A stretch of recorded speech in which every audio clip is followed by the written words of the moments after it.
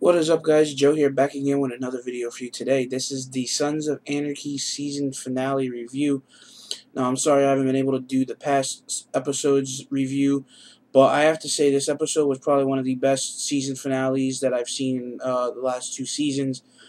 You know, this was actually pretty good. We start off the show with the events that took off last week. We see the meeting between Jax and Pope, and reassuring that Pope is telling Jax that he wants Tig, and he wants him, by the end of the afternoon.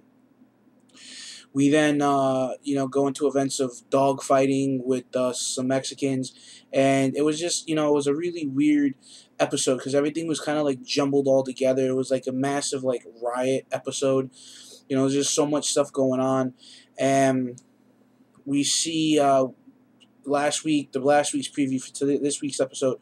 We see that Jax is going to hand deliver Tig to Pope, and then we see a double cross in this. We see Jax take Clay's gun and use that gun to kill Pope and three of his associates, and then we see that he sets Clay up to take the fall for the deaths of Pope and his three associates, and then we also see Clay get a bounty put on his head by Pope's remaining associate. And then also that way it's kind of like played out, so that way Jax kind of got the okay that he was going to follow through on Charming Heights and the developmental project that they're on.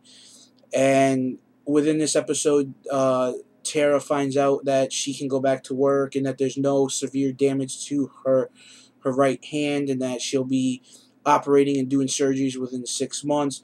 She takes the offer in Oregon, and they file all the paperwork for, life insurances, protection for the boys if anything were to happen to her and Jax. We see Judy or Jenny come into the picture and tell Tara what happened about with Jax injecting her with the speedball. And it was just a really interesting episode. And I have to say, I didn't see what was coming at the end happening. I missed the part where Gemma warned Tara that if she was taking her boys, that she was going to go to the feds about the Rico case. And we see that play out later on. We see Tig, as we see that Jax is going to hand over Tig to Pope and his people. We see Jax go and reach in and take the gun and pop the one associate outside the warehouse. Then he goes in and makes the save, and he wanted to make believe that he wanted Tig to believe that he was turning on him. And this was all to set up Clay. There was the issue with the dog fighting. I don't know what it was about the dog that triggered Tig to have like this kind of like emotions. He saw the dog in a dog fight, and the dog was getting completely destroyed, and as he was getting ready to see the dog get put down, he went to save the dog. They saved the dog. We see the dog and Tig later in the episode several times. Bobby cuts the sergeant of arms off his patch. I think the vice president, I think he's the vice president if I'm not mistaken, he takes that patch off and he throws it on the table. We see him walk out of the clubhouse. We see Tig with the dog, and Juice kind of was trying to warn Clay to get out of town, go, go, go.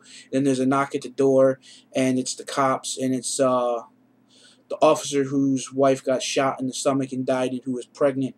And he basically hand delivered the dead body of Pope to him, and then also set up the guy who he wanted to take the fall for this, and so that way his hands were, I guess, physically clean, that he didn't pull any trigger on Clay. It was a setup to get Clay to get someone else to pull the trigger, and Bobby found out, and the group was talking about it, and towards the end of the episode,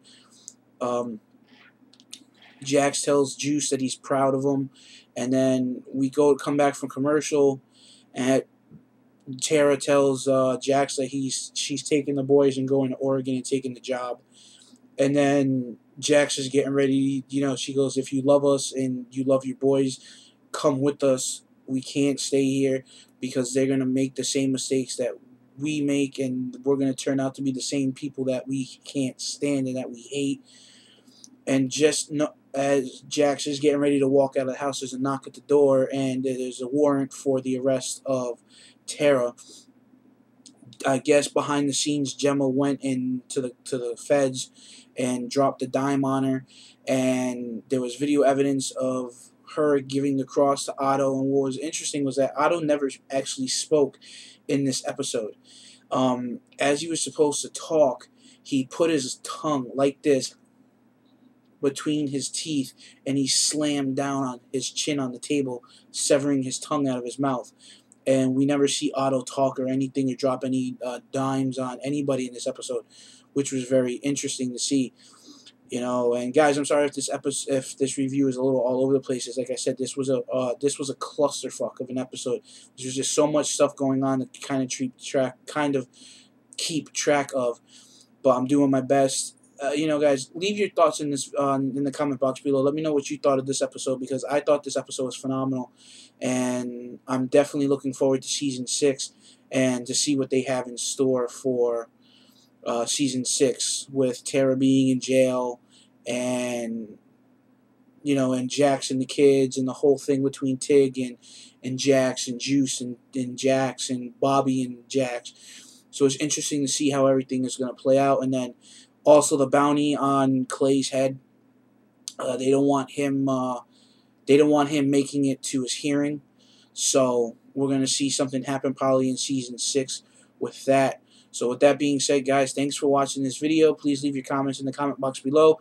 Make sure you check out the official website of the Ephraim brand at FightNationWrestling.com, and all the channels that make up the Ephraim brand of wrestling and entertainment here on YouTube.com. For tonight's episode, I'm Joe, and I'll catch you later.